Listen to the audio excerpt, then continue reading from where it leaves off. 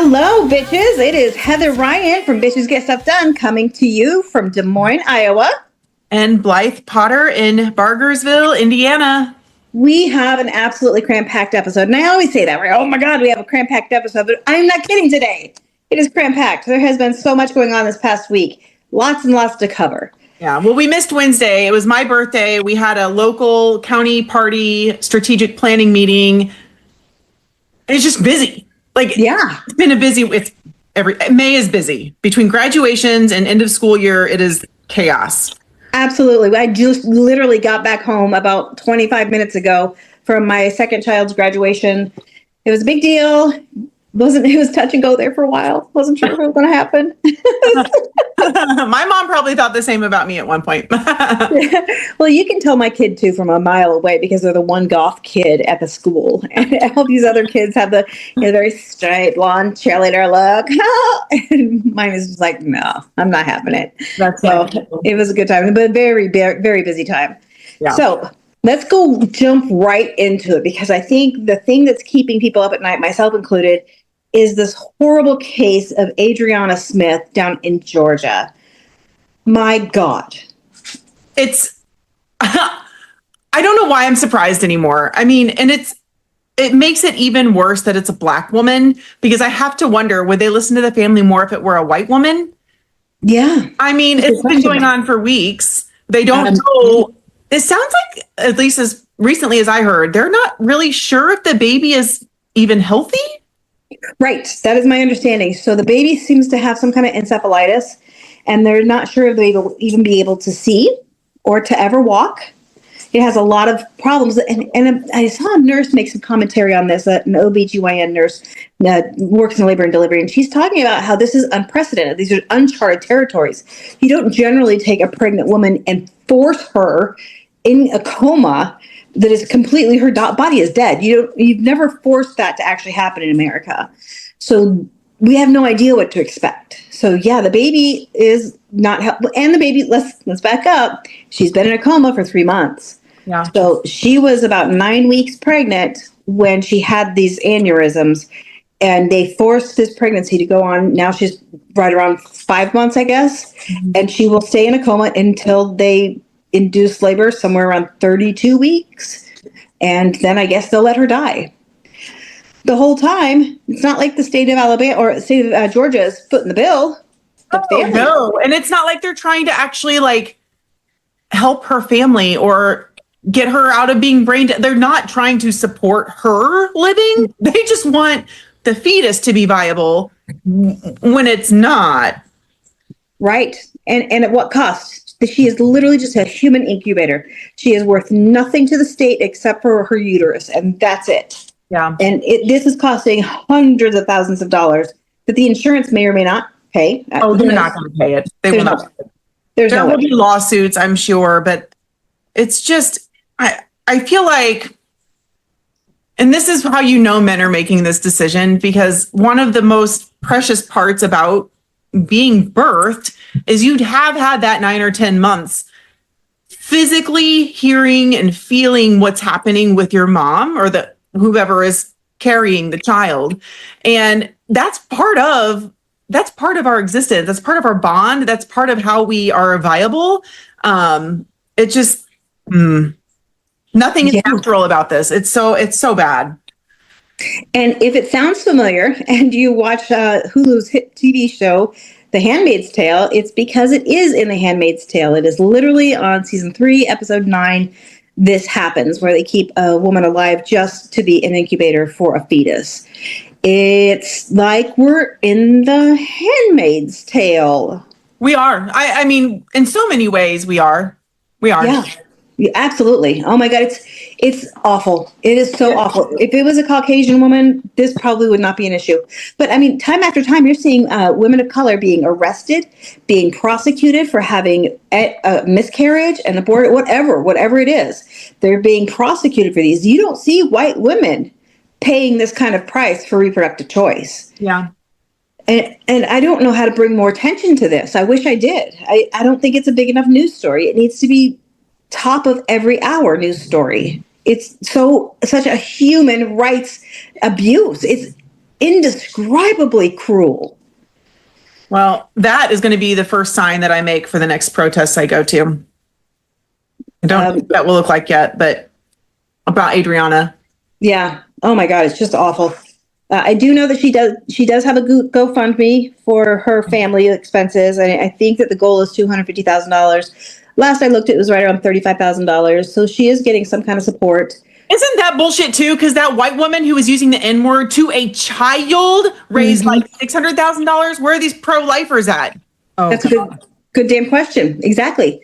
They're so pro-life. Are they going to pay for this child to be born and for the medical expenses for this woman to act as an incubator for a severely disabled child? No. And speaking of, our representatives at large are trying to cut funding to programs like Medicaid. The GOP who voted against the budget bill just don't think it's taking enough away from people like Adriana and her family. Absolutely. We don't know if she's on Medicaid, but the child certainly will be. It's very likely I believe she's not married to her partner.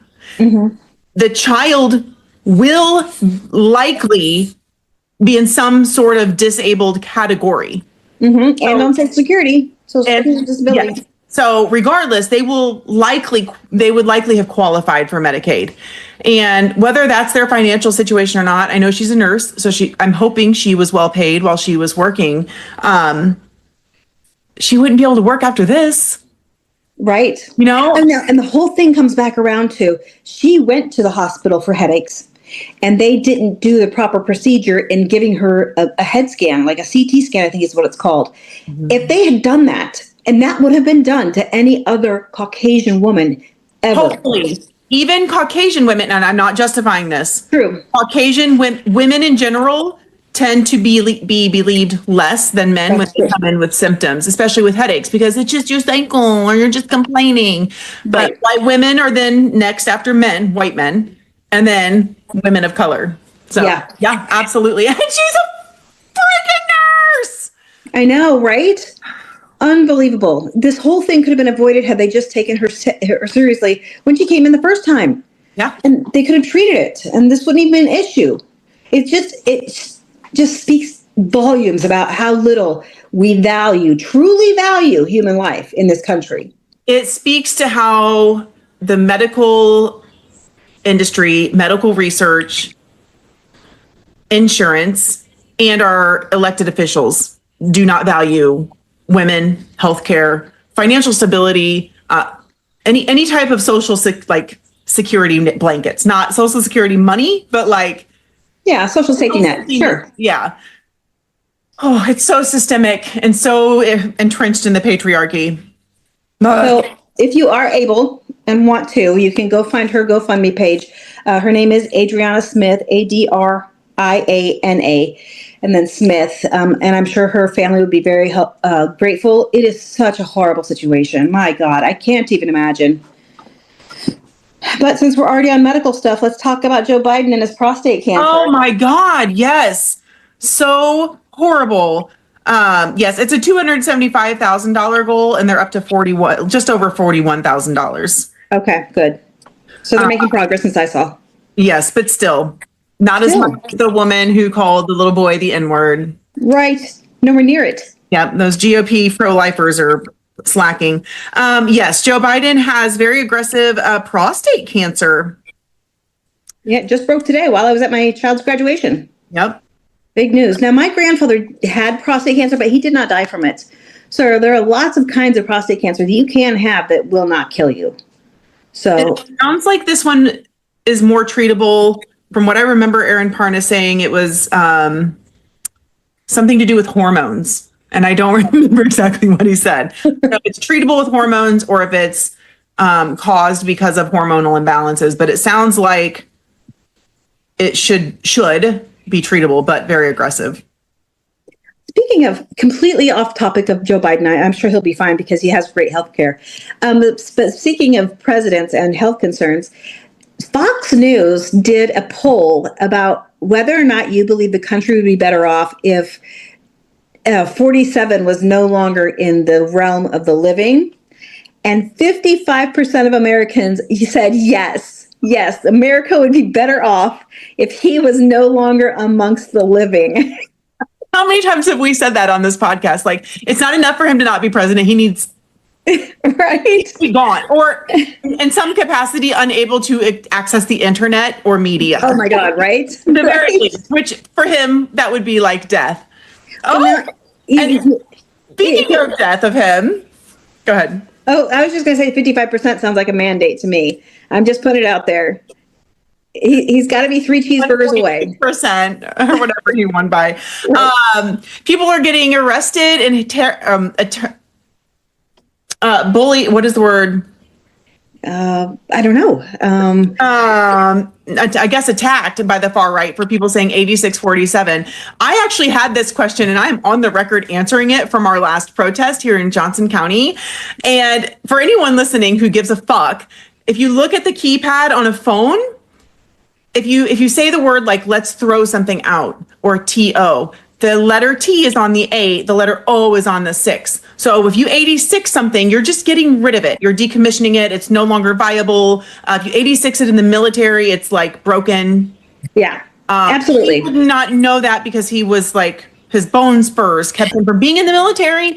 He's also never worked in the service industry, which I have, to know that that's like, I believe in serving, waitressing, things like that. 86 means they're out of it. Yeah, absolutely. And I think that they know this, but they're just trying to say, you guys are being meanie poopy pants. Why are you being so mean? That's the same people that said F Joe Biden for 4 years, and I didn't get all butthurt about it. Whatever. You guys are just classless turds. Oh, they are absolutely classless turds. And speaking of, we have another country. It sounds like it's not official, but Romania elected the pro-European Union presidential candidate, not the pro-Trump and Putin candidate. So major win globally, if that is. I can take that as a win. I take that as oh my God, huge win. It's definitely showing which direction Trump is making worldwide politics go, right? Yeah. And I mean, I guess we can look at that as like a rusty, tarnished silver lining. Other countries are like, oh shit, we don't want this. We don't want nothing to do with this. So here's our red flag from the Americas. Don't vote in your far right presidents. Right. Yeah. We're bad when people are like looking at America and saying, holy shit, we don't want that. Yeah. We're the what not to do. Yes. Oh my God. So yeah, I'll take that win. Yeah, I will too. Terrorist attack in Palm Springs outside of a fertility clinic. Was that today or yesterday? That was yesterday. It's Palm Springs, California. I was confused by that at first. I thought it was Palm Springs, Florida. Oh, no. I should have said California. Sorry. No. That's on me. I thought Florida. I'm like, Palm Springs, isn't that where Mar-a-Lago is? Are they putting... It is. Think about that. Yeah. That's not even compute. I've been to Palm Springs, California, so that's just where my brain went. I guess I'm just so more, but I'm like, how close is that to his place? Oh, that's interesting. I know, right? But it ended up not being at all close, about 5,000 miles away. Like, if we were conspiracy theorists, we could spiral with that, like, big time. Well, it seems like from what I've seen, the suspect blew himself up with a bomb, and he's from 29 Palms. Are you familiar with military? Yeah, it's all military. Marine base, right? Yeah, the only thing in 29 Palms is a Marine base. Oh, that's weird. Right. So we don't know that much information about him unless you were in the service and you know that 29 Palms is like the worst duty station. If any of my friends said, hey, I got stationed in 29 Palms, like, dude, what'd you do? What did you do to make someone angry? It sucks. There's nothing around. So, yeah, that's the first thing I thought of when I found out that he lived in 29 Palms. I had not heard that part yet. What did I even do this weekend that I am so behind on news? I have no idea. Prison break in New Orleans. There's still, as last we heard, 7 suspects at large who are to be considered armed and dangerous. That up from the toilet. The craziest thing. What? I hadn't heard that. God. So I guess they pulled the toilet off the wall and had written a bunch of stuff like this was too easy, like around where the toilet was. And apparently wherever the toilet was, there's like a big hole and you can just walk through it or like, scuttle your way through it. And so that's how they all escaped. Oh my God. That's hole in the wall. Repulsive and hilarious. A little bit Shawshanky, but impressive nonetheless. I hope no one gets hurt. But that's crazy. And they had a big, it was Louisiana where that plantation is burning or burned. Yeah, burned down to the ground. Good riddance. I mean, people are like, come on. Come on. I didn't know anything about that plantation until now, and I am not sad that it's gone. Anytime I hear people like, oh, we visited a plantation, or oh, we're getting married at a plantation, I'm like, you are fucking wrong. Yeah. Yeah. Someone's going to come back and bite you in the ass for that. Yeah. And I think it was right after that crazy Raggedy Ann-ish terrifying looking doll visited there, right? Did you hear about that? What? No. Someone purchased this like supposedly haunted doll. Yeah, the Annabelle doll? Yes, that thing. And apparently it's going on tour. And it visited. Shut the front door. I can't remember if it just visited New Orleans or if it visited that plantation specifically, which would be kind of weird if it was at the plantation, but yeah. I saw a meme like that. Somebody had put, that little girl that has like this smirk on her face and she's in front of a burning house. They had done that with the burning, antebellum thing in the back, and the Raggedy Ann in the front, like had that smirky kid look, and that's what I thought. I was like, that's pretty funny. But now knowing that someone bought the Annabelle doll and put it on tour, that's ridiculous. That's so ridiculous. Only in America. We need a rendition of that song. All the dumb shit. Oh my God, it'd be the longest song ever. We're only 5 months into it. I could write that song. I am really good at writing really stupid songs. It would literally, oh my God, that can be your next funny video, but it would be the song that never ends because you just have to keep adding to it. Yeah. And then by the time he leaves office, you can put them all together. Oh my God. The world record, the world's longest song about a president. And keep okay. So let's suss this out real quick. Keep the theme as only in America or only in America under the orange turd? I think it needs to be under the orange turd. Yeah, only under the orange turd. This is all his fault. And there's so many different slang words for him, and so I could use all of those as lyrics. Every section that you do could be a different slang word. A different slang term for the orange turd. There's like, I don't even know, hundreds of them by alphabetical order. I looked them up once because that's how psychotic I am. And people are very clever and very mean, and I love them for that. This is like the best song ever that I'm coming up with right now in my head. I'm great at writing stupid songs. This is a creative outlook. Oh my God, I have a girlfriend. Her name is Gloria. Oh my God, her last name is totally escaping me. She works at IU Bloomington at the Black Cultural Center. She's a PhD. She's thinking about getting into something with journalism, and the arts. And I was like, oh my God, you got to do something with the way, because there's so much art in protesting and the civil rights movement and things like that. There's so much coming out of that. So I'll have to if you do make this song, like, hey, Gloria, you gotta start working on this. I don't think it's the kind of art she was talking about, but it's. Oh, I am so going to make this song. Not that I don't have a million other things in the air, but I am so making this song. Oh my God, there's always something big in the air. Well, if you didn't know, Blythe, you probably don't know this. I do have an entire catalog of stupid songs on iTunes. You can stream my music anytime you want. That is a true story. I love it. I have one called Pretty Kitty. And I wrote it about my cat Zapatista, and it is the dumbest song you will ever hear in your life. And I want to highly recommend that you look it up. It is very catchy. And that's just one of my entire catalog of dumb songs. Oh my God. My dumb songs, because I wrote a dumb song for a client once, took us to Japan and Australia and paid for my phone for 2 years because that's how many times it was streamed. That is hilarious. I know, right? Fucking love that so much. A few things we forgot. The Mexican naval boat running into the Brooklyn Bridge. Like, good God. Watching this go down, it just seems like a really obvious thing to maybe slow down or stop or try to turn around or right? Ship. It's not like it was just this, it was so weird. It was not. When I heard the story, I was not envisioning a big sailboat. My brain wasn't picturing the big sailboat that it was. And then I saw it and I'm like, how did they not know that this was not going to work out well?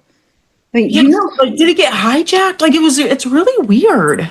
Well, they lost power. I know that much. Oh. But the sailboat itself, I guess okay, so they lost power and that's how they ran into it because they probably didn't intend to go underneath it.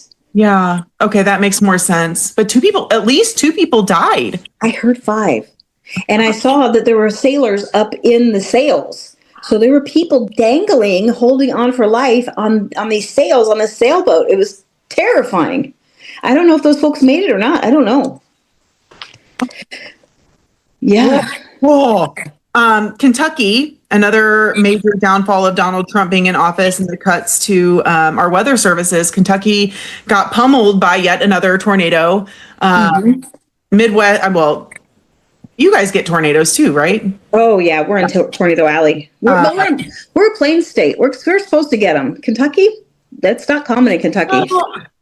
No, Indiana's pretty prone to tornadoes, and Kentucky can be too, but they didn't have the warnings, and it's just.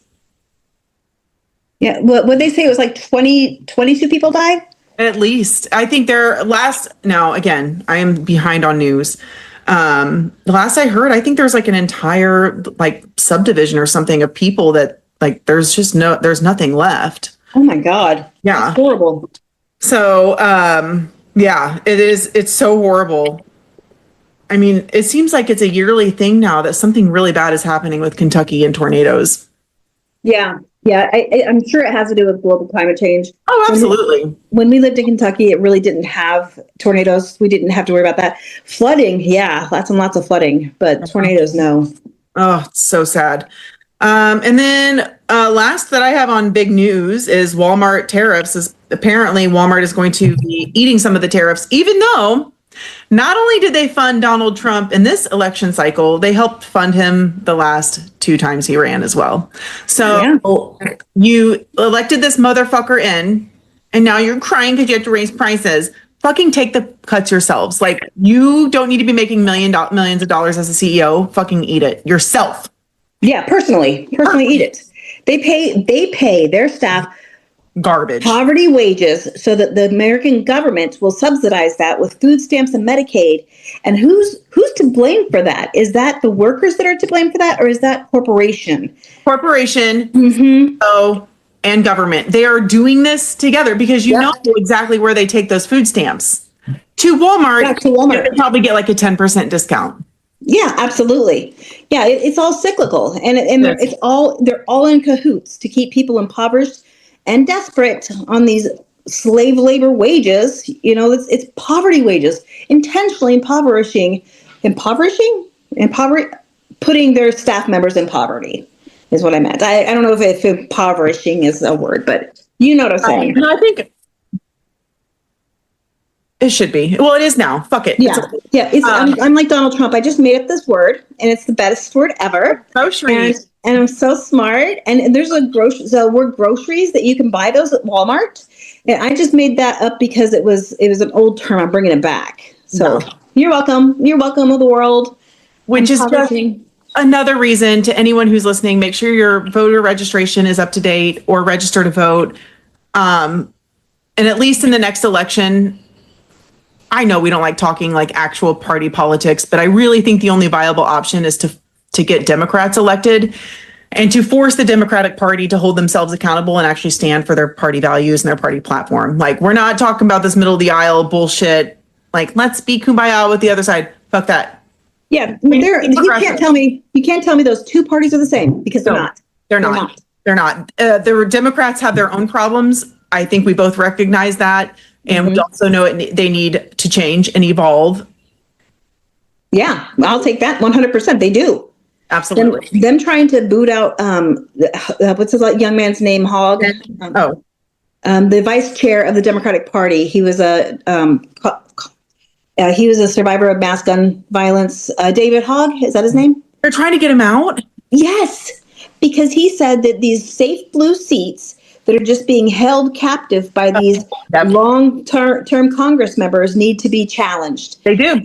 And he's speaking truth to power. That's 100% true. These Democrats that are in office, that have been in office for centuries, should not continue to be in office. Yeah. And yes, they should be primaried. And because of that, they're trying to boot him out. They're just changing the rules, and they're going to hold a new election so that he can no longer goes to. Yeah, we should really make that an action item to get people to contact the DNC and be like, you got to knock this off. I think his name's David, right? David. Yeah, I think you're right. I forgot. I had heard. I just went through this, so I officially filled out my CFA to run for Secretary of State. Oh, great! Yeah, very exciting. But the way it works is I have to be elected by the Democrats at next year's state convention. And a weird process. It is an interesting process, but it's how we get our AG and our LG candidates, as well as treasurer and auditor, which I didn't know those two would be doing that as well. And there's just so many nuances. And I just did this last year at our convention. And it's amazing how quickly I forget things. And I just heard about the David Hogg thing like a week ago, and I've already forgotten. There's so much. There's so much. And I mean, all of this is genuinely very traumatizing.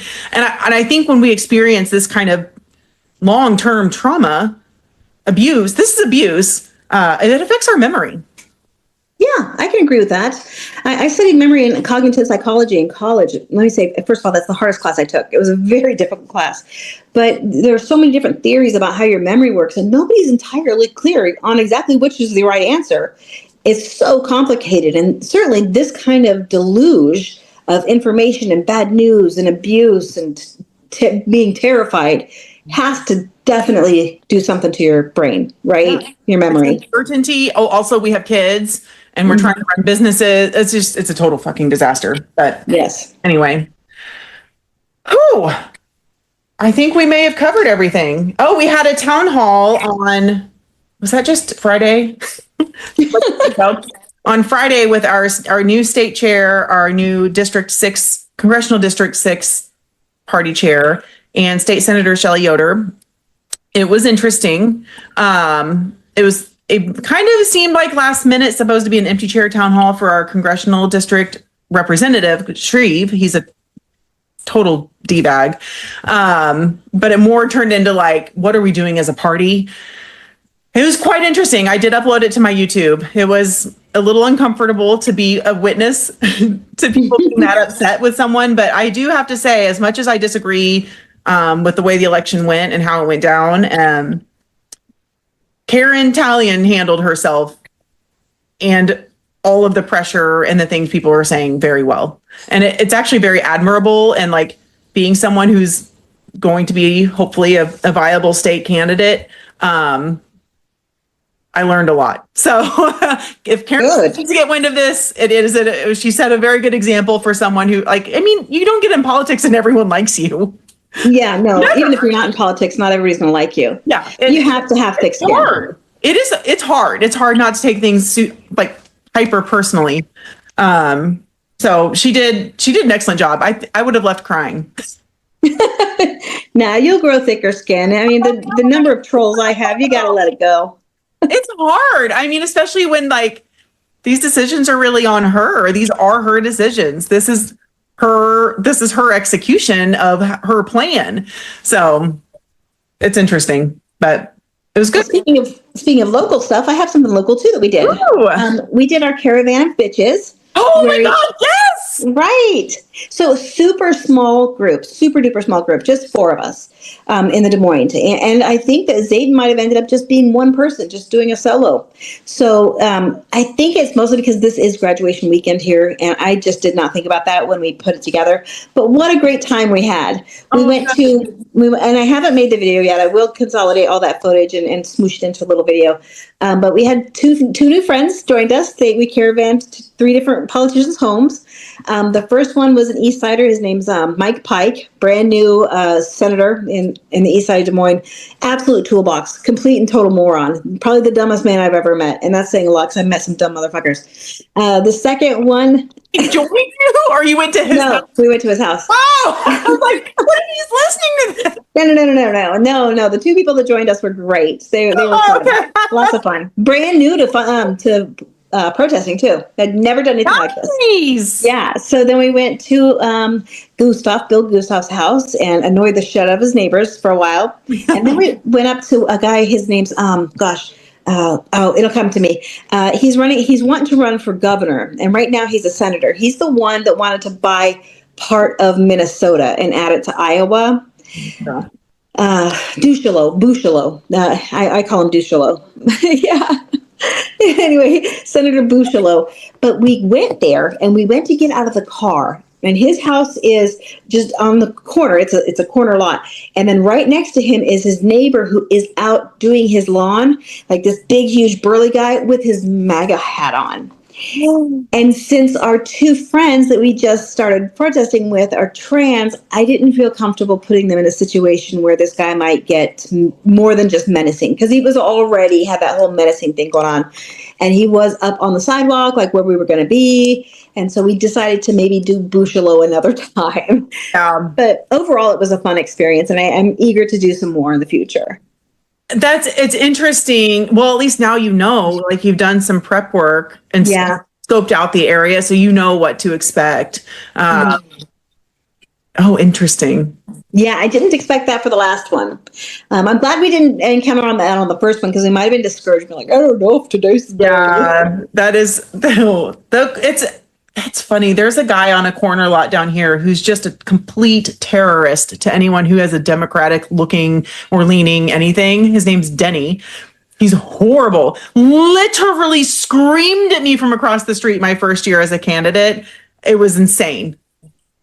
What the hell? They've got to be related. Well, eventually Duchelot will announce that he's running for governor, and then we'll pay him a visit then with a larger crowd. Yeah. I don't think that MAGA people have it in them, if you're with a larger crowd, to really come up to you and cause trouble. But if just 4 people, and 2 of whom are already a marginalized population, I didn't think it would be smart to push our luck. Yeah, no, I agree. And that's, I think, important. You need to pay attention to your surroundings. Security. Yes. So still a good time, but very, very busy weekend. So I'm sure next time it'll be busier. We'll have a bigger crowd. Yeah. Well, yes. Once you get through all of the summer chaos. I mean, summer is just weird. Yeah. Glad for this weekend to almost be over. Because graduation's over and all that good jazz, and now we can start doing Pride events and stuff. Yay! Oh my gosh, it's coming up. So yeah, that's all I've got. That's all I've got too. Awesome. I have been summoned to the June 14th No Kings in Council Bluffs, Iowa. So I will be doing a speaky there instead of Des Moines. Des Moines, they've got it under control. They don't need me. But Council Bluffs specifically asked me to join them. So that's where I'll be on the 14th. Where are you going to be on the 14th for No Kings Day? I will be in Bargersville. We are going to be hosting. Oh, stop that. We are going to be hosting. So we've got the 6th in Franklin. And if you're listening and come to Franklin, you have to stay off the grass. The 7th will be in Greenwood, and then we'll go to Greenwood Pride directly after that. That's a Saturday. And then the 14th, we're going to do Bargersville in the morning from 9 to 11. And then that leaves us time to go downtown for No Kings, which is on the same day and in the same area as Indy Pride. And I need to double check the 50501 website down here, because I am pretty sure they're doing something either with it or during Pride. I just looked at it this morning and I've already forgotten what I read. But yes, so I'll be in Indianapolis and Bargersville. We're going to hit them both up. Good. Yeah, I've got a packed schedule like that too. So I'm glad that we're all busy. Yeah, I like having something local, and I'm hoping that more people show up. The local journal, the Daily Journal, did another thing on our upcoming protest, which is good. They also came to our town hall, which is also good. Getting media is now, that might end because I just announced that I'm running for Secretary of State. They don't like to do that when I'm a candidate, but we'll see. We'll see. Well, anyways, we finally did our episode. We were thinking about skipping today, guys, because it was so busy, but I'm like, we can't. We skipped Wednesday. I know. Now that we've gotten past 20 episodes, we have to do Sunday, man. Very true. Very Glad true. we did, though. So much going on. Yes. Oh, I have shirts for sale now, too. Yes. How? Yeah, I think you did. You saw the little slideshow of them. It says HoosierBitchesGetStuffDone.org, and it's got the state tilted off, a kilter. So yeah, it's on the website. So if I were to order one, I'd go to HoosierBitchesGetStuffDone.org, and I can order one there. Yep. I make $0 on them. That might change in the future. We'll see. But right now it's just like you pay for what you want. It does, none of it funds anything. I don't have a pack set up for bitches get stuff done or anything out here. So it's just like, screw it. I don't need to make money on this and try to track it. But there's like hoodies and all sorts of other things. They're front and back. They're like under $30. So pretty easy. Oh, that's a hell of a deal. Yeah. I guess they won't be as affected by the tariffs as Walmart products then, huh? Yeah. So one of the women, and I can't remember who, it's a company called Bonfire. It's a print on demand. So you set up a little store and you can put your link on your stuff. And it was like probably the easiest thing I have ever created to do. So, and I did the artwork on Canva. It was crazy easy. So I'm very excited. Good to know. I wrote that down. I might steal your idea. You should. It was amazingly easy. Like almost too good to be true. That's what I like. I like easy stuff. Perfect. So awesome. Yay. I will see you Wednesday. See you Wednesday. Bye, guys. Bye.